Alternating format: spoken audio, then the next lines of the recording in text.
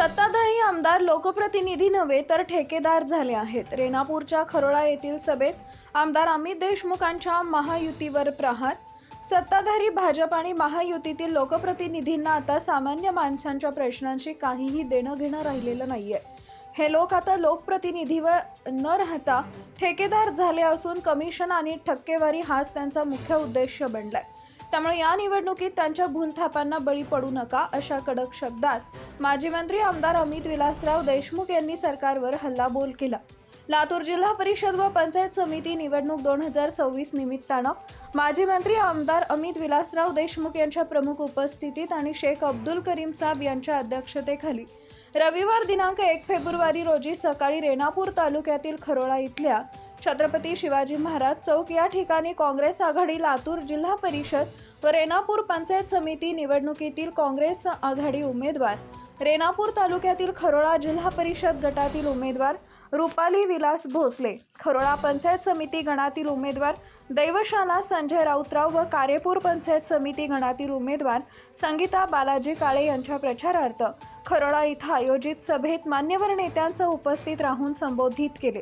लातूर जिल्हा परिषद व पंचायत समिती स्थानिक स्वराज्य संस्था सार्वत्रिक निवडणूक 2026 निमित्तानं राजकीय पक्षांकडून सुरू असलेला प्रचार आता अंतिम टप्प्यात आला असून आपल्या उमेदवारांच्या प्रचारार्थ कॉर्नर बैठका, जाहीर प्रचार सभा तसेच मतदारांच्या भेटीगाठी घेत उमेदवार मतदारांशी संवाद साधत असून लातूर जिल्हा परिषद व पंचायत समिती निवडणुकीकरता सुरू असलेल्या या प्रचारात रेणापूर तालुक्यातील खरोळा जिल्हा परिषद गट व गणातील तसेच कारेपूर पंचायत गणातील काँग्रेस आघाडीच्या उमेदवारांना मतदारांकडून उत्स्फूर्त असा प्रतिसाद मिळत असल्याने सर्व उमेदवारांचा आत्मविश्वास वाढला आहे।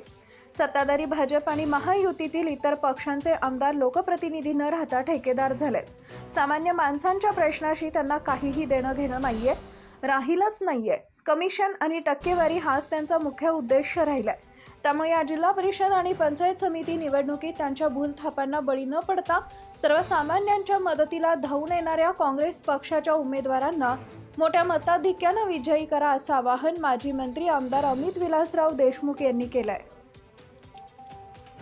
यावेळी पुढे बोलताना माजी मंत्री आमदार अमित विलासराव देशमुख म्हणाले, काँग्रेस पक्षाचा विचार, ध्येय, धोरण, नेत्यांचे आणि जनतेचे सहकार्य, उपकार याची जाणीव न ठेवता केवळ स्वार्थासाठी इकडून तिकडून उड्या मारणारे माजी आमदार आणि त्या प्रवृत्तीच्या लोकांनाही या निवडणुकीत जनतेनं धडा शिकवावा असं आवाहन त्यांनी यावेळी बोलताना केले।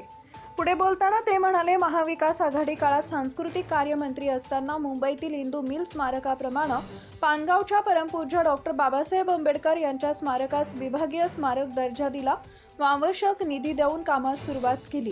तसेच महाविकास आघाडी काळात वैद्यकीय शिक्षण मंत्री असताना 70-30 कोटा रद्द करण्याचा निर्णय घेतला, ज्यामुळे आज राज्याच्या तुलनेत लातूरचे सर्वाधिक विद्यार्थी वैद्यकीय शिक्षण घेत आहेत। त्यांना या निर्णयाचा फायदा होत आहे हे त्यांनी आवर्जून सांगितलंय।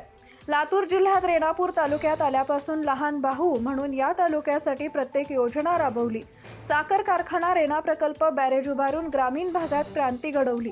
मी पालकमंत्री असतानाही लातूर ग्रामीण मतदारसंघाला झुकते माप दिले।